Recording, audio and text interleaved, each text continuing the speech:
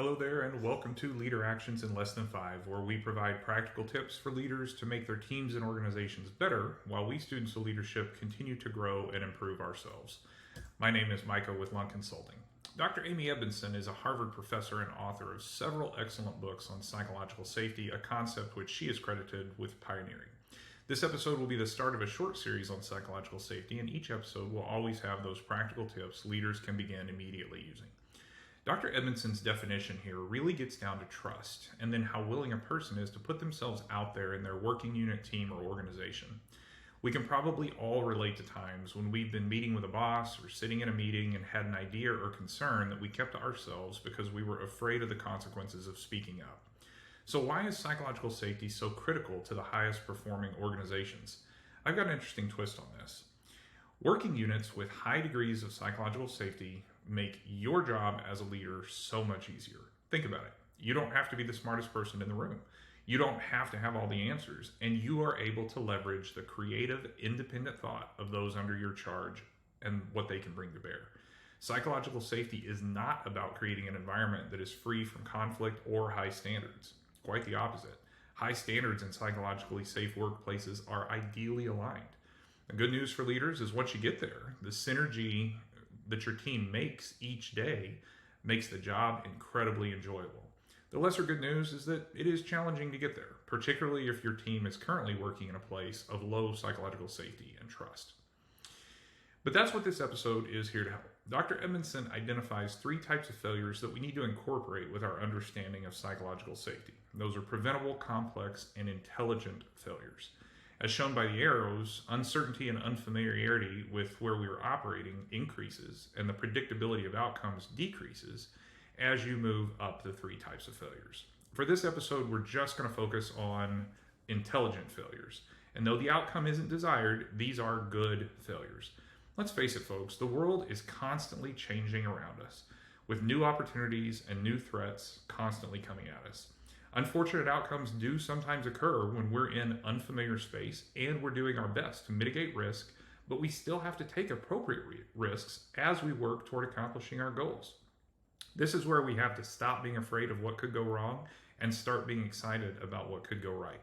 And if we do have a failure or bad outcome here, we learn from it, adjust, and move on. Psychological safety is paramount to being able to fail intelligently.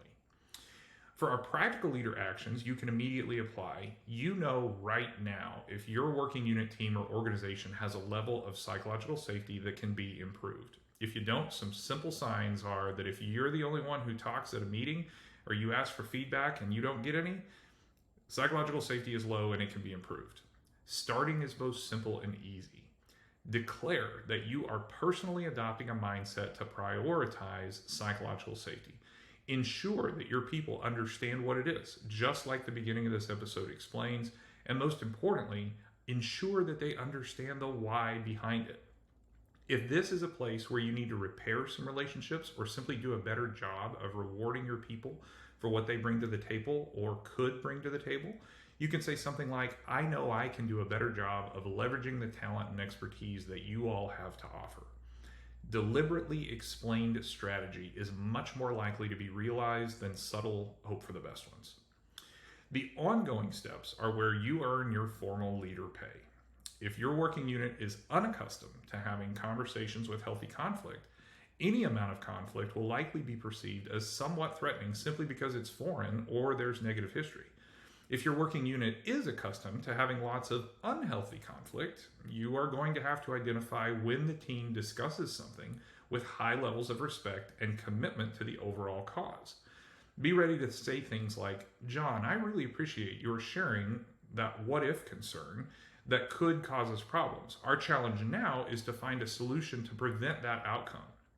Or something like, Mary, I know you have a lot of experience with X. I'd like to hear your thoughts about how you see this playing out.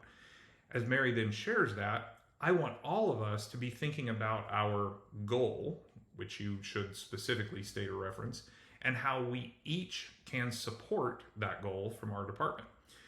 Or say something like, folks, as we work to adopt our mindsets in support of psychological safety, it's absolutely critical that we be willing to give our input. We all have unique and valuable perspectives. This is the place we need to share it, not in the meeting after the meeting. I want us to adopt a culture where we have the meeting after the meeting in the meeting. All of these statements are part of continuously encouraging healthy conflict.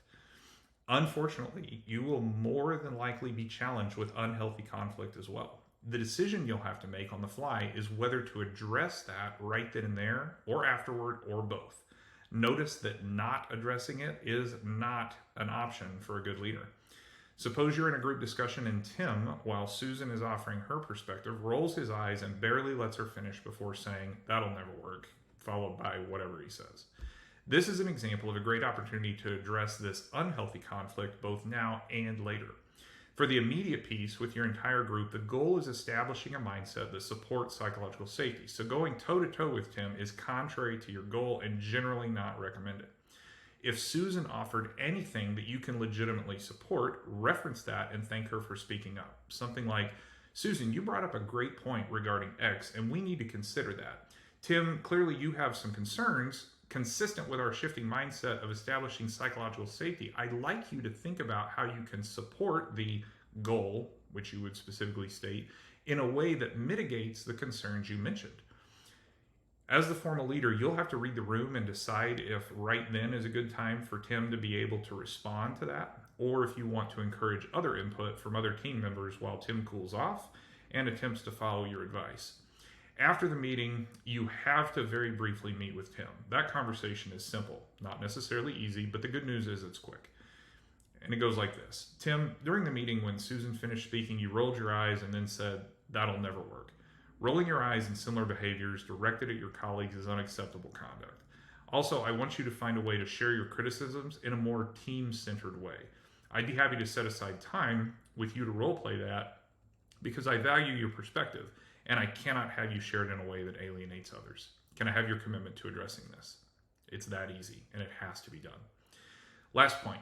Notice how, in many of the examples that I've mentioned, I'm continuously referring to this mindset that prioritizes psychological safety or that specifically stated goal that your working unit is currently addressing.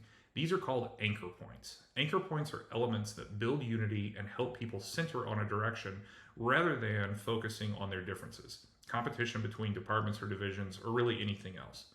Anchor points can also be your organization's core values, mission statement, vision statement, whatever. But they are extremely useful tools that take negative emphasis off people and place it on goal-oriented direction. To you, the students of leadership like me, I hope that these tips on psychological safety are helpful. Thank you for what you do in service to those in your charge. It's tough but awesome work. If you found any value from this, please share it with others. I'd certainly appreciate it, and I think they will too, as we all continue to learn about the art and science of leadership.